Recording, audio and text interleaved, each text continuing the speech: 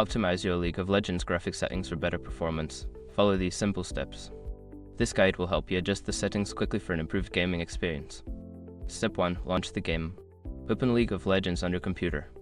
Wait for the game client to load completely before proceeding to the settings menu. Step 2. Access the settings menu. Once in the game client, click on the gear icon located in the upper right corner of the screen. This will open the settings menu where you can adjust various game options. Step 3. Navigate to the graphics tab. In the settings menu, find and select the graphics tab.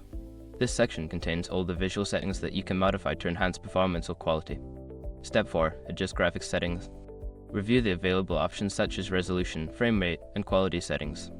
Lower the settings for better performance, especially if you experience lag. You can also enable low spec mode for a significant boost in performance. Step 5. Save and apply changes. After making your adjustments, click the Save or Apply button at the bottom of the settings menu.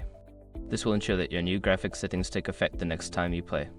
By following these steps, you can quickly optimize your League of Legends graphics settings for a smoother gaming experience. Enjoy your game.